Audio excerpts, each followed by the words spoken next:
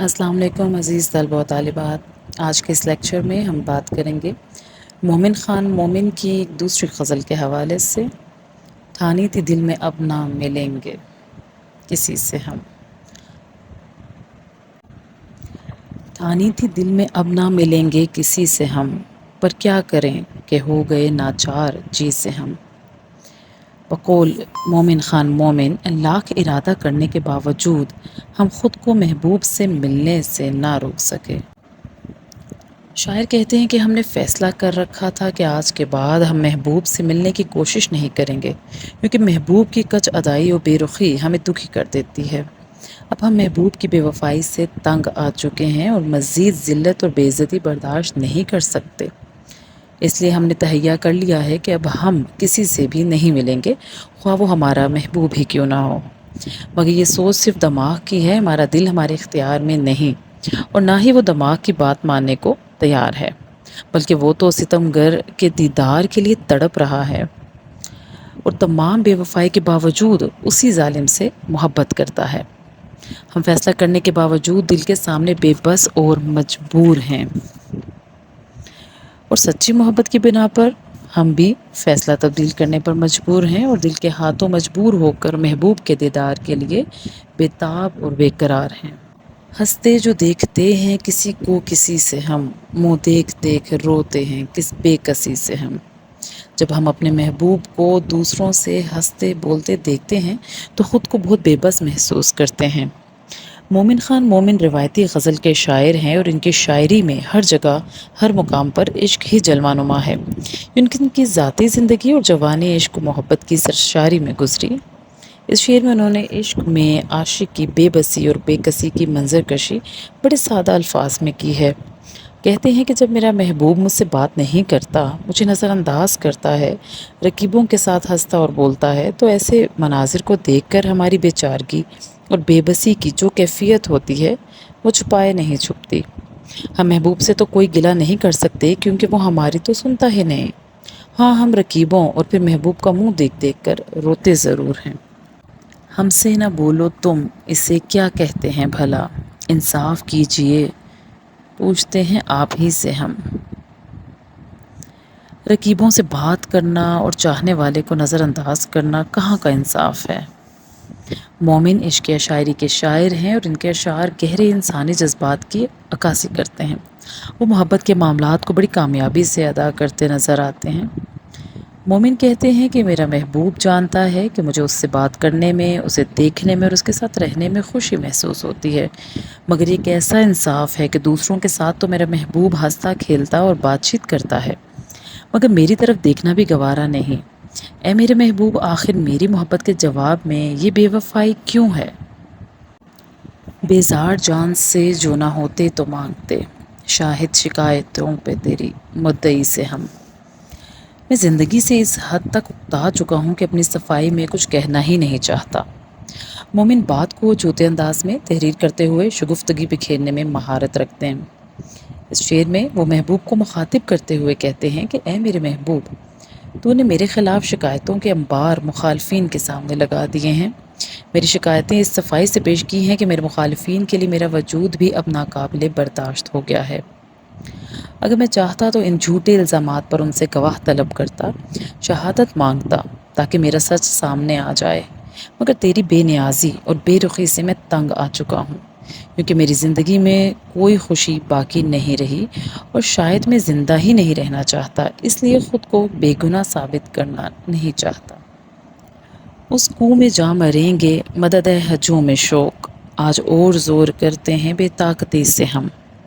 یعنی بقول شاعر، مجھے کسی چیز میں اب دلچسپی باقی نہیں رہی کیونکہ میں زندگی سے بیزار ہو چکا ہوں۔ اس شعر میں شاعر اپنی بے بسی کا رونا روتے ہوئے کہتا ہے کہ میں اپنی جان سے بیزار ہوں، اور اگر مجھے اپنی جان سے بیزاری نہ ہوتی تو میں اپنے مخالفین سے، رقیبوں سے، تیری طرف سے اپنے خلاف شکایتوں پر گواہ مانگتا، یعنی اپنی بے گناہی کو ثابت کرتا، لیکن اب اس کی ضرورت نہیں کیونکہ مجھے اب زندگی سے لگاؤ ہی باقی نہیں رہا۔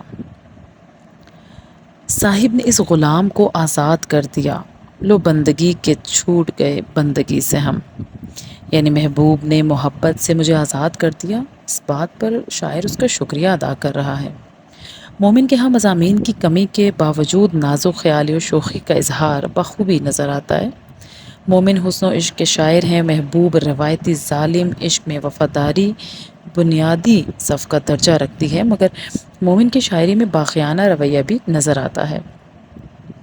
وہ لکھتے ہیں کہ میرے محبوب نے مجھے اپنی غلامی اور طاعت سے آزاد کر دیا ہے، یعنی مجھے اپنی محبت سے آزاد کر دیا ہے۔ میں اس کا احسان مند ہوں کہ اس نے اس احساس ہمدردی کے تحت مجھے اپنی غلامی سے آزاد کر دیا، اور اس عنایت پر میں تہہ دل سے اس کا مشکور ہوں۔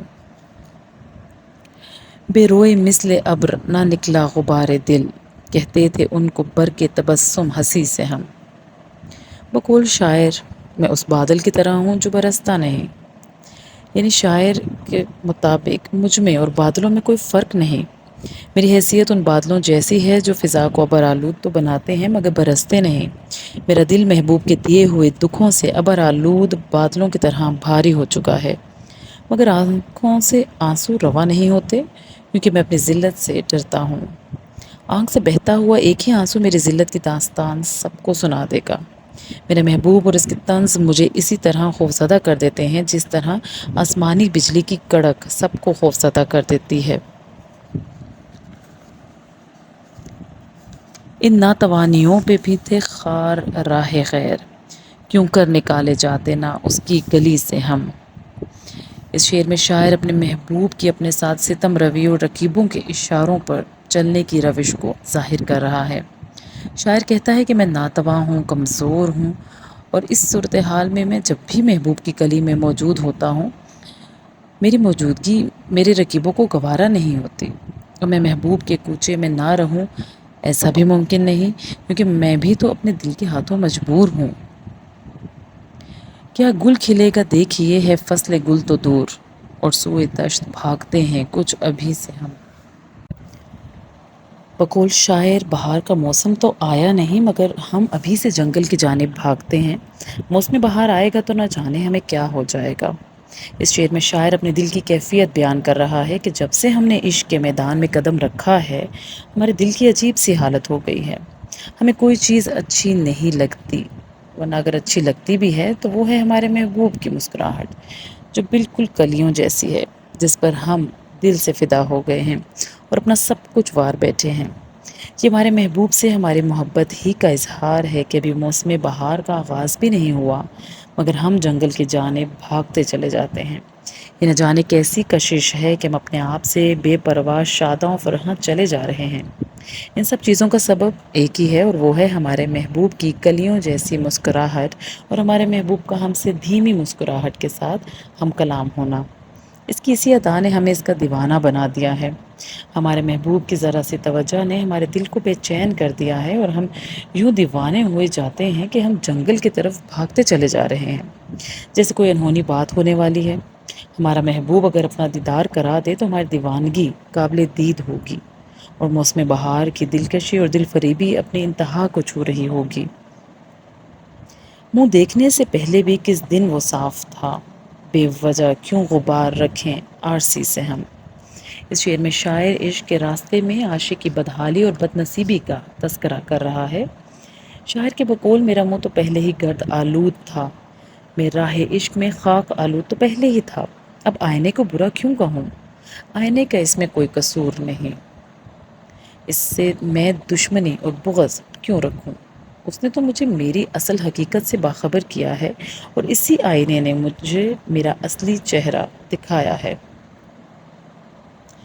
چھیڑ اخلاط بھی غیروں کے سامنے، ہنسنے کے بدلے روئیں نہ کیوں گدگدی سے ہم۔ اس شعر میں شاعر اپنے محبوب کے مہرباں ہونے کی صورت میں رقیبوں اور غیروں کے حاسدانہ رویے کے بارے میں بیان کر رہا ہے۔ مومن کا یہ شعر معاملہ بندی کی خوبصورت مثال ہے۔ شاعر کہتا ہے کہ میرا محبوب جب مجھ سے ملتا ہے، بے تکلفی اختیار کرتا ہے، تو اس سے میرے رقیب چڑ جاتے ہیں۔ اب اس صورتحال میں آپ ہی بتائیے کہ محبوب کے گدگدانے پر ہنسنے کے بجائے رونے کے سوا میرے پاس کیا چارہ کار باقی بچا ہے۔